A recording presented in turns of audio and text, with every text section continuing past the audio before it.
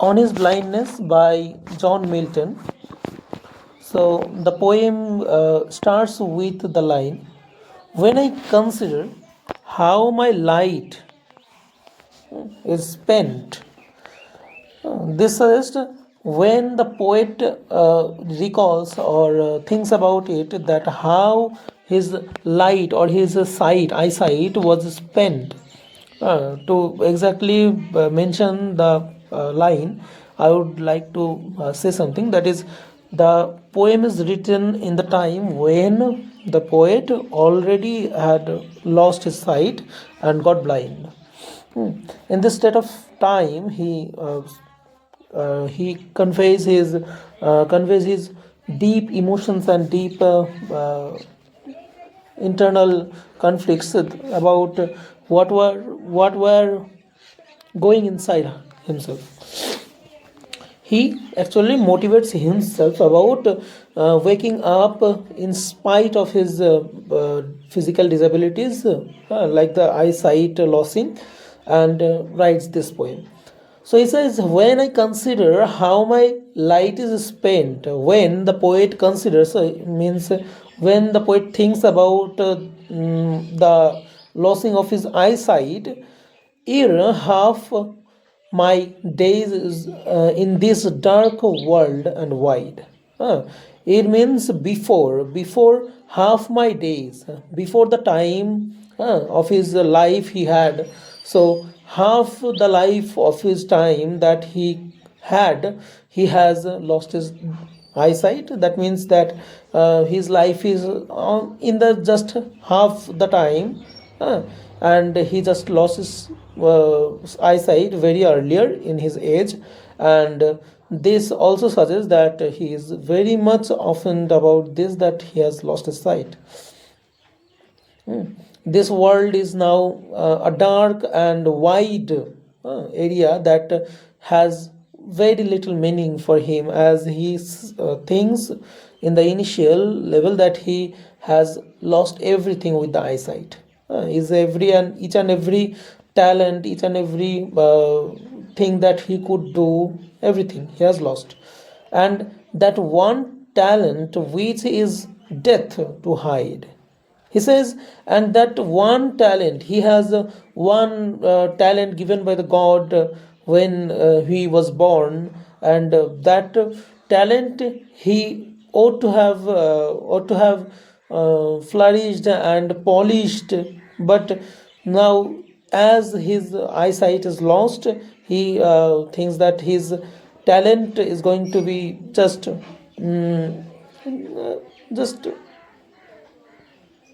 lost away.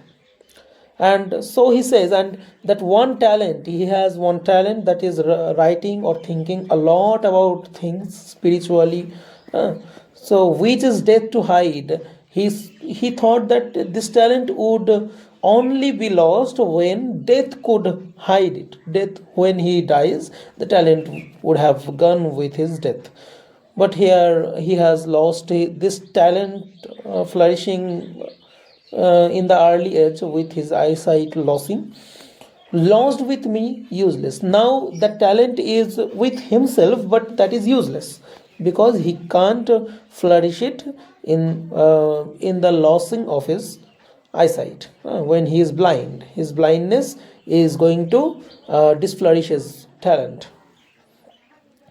Though my soul is more bent to serve, though his soul is very much eager to serve to the God, he wants to serve to the God, but to serve there with my maker, to his maker or God he wants to serve. But in order to serve to his maker, to present my true account, if he wants to present his true account, if he wants to present his true reality description about how can he do anything, how can he warm up his talent, that would be least he returning child. When his master, when his God returns, or the time for himself to return to the God, he would not be able to he would not be able to answer God that why he had wasted his all his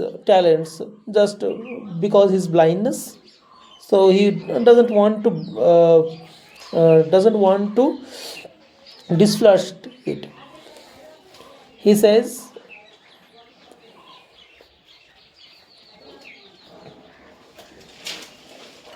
doth God exact deliver?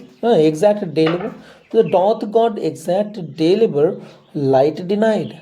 Uh, to a person who is absent of light, who has lost his light, who has lost his eyesight, does God wants labor from that person also?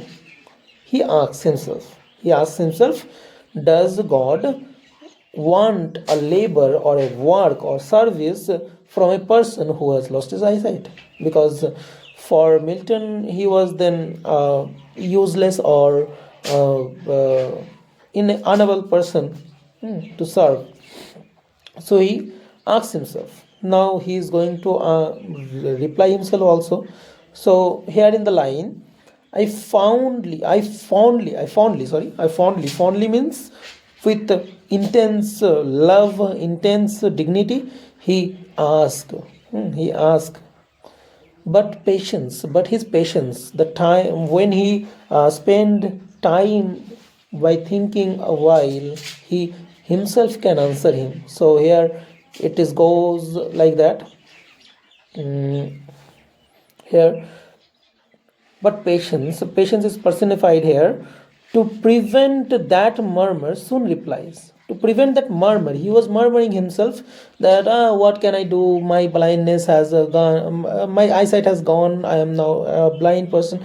Then how can he do anything else? So in this state of time, patience or conscience, his conscience answers to him that what it answers that mm,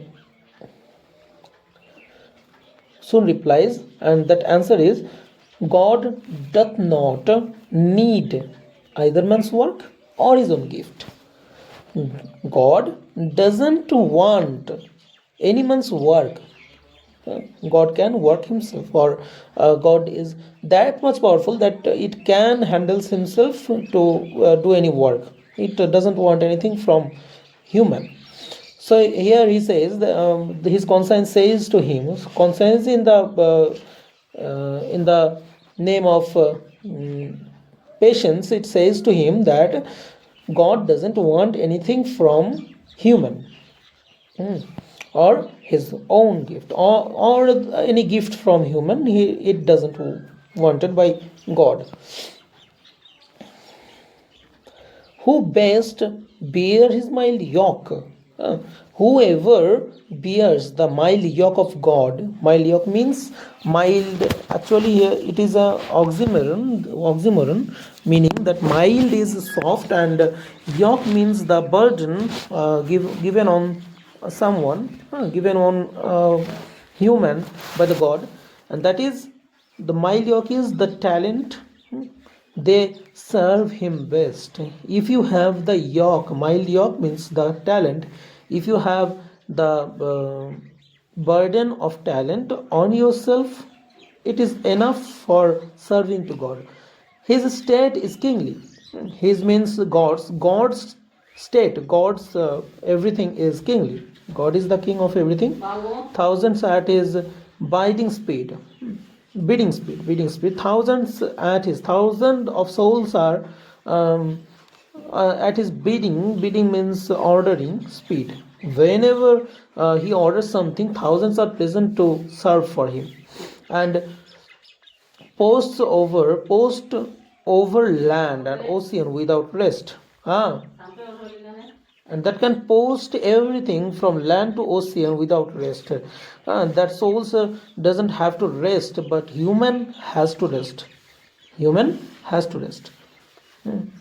They also serve who only stand and wait. And in this time, he says that they means human being also can serve whenever they stand and wait. they doesn't want to do anything. They human can think, or human can devotionally think about what is good and what is bad. They can understand this themselves, and this would serve to God very simply. And here the poem ends, and I think the summary I have explained is understandable.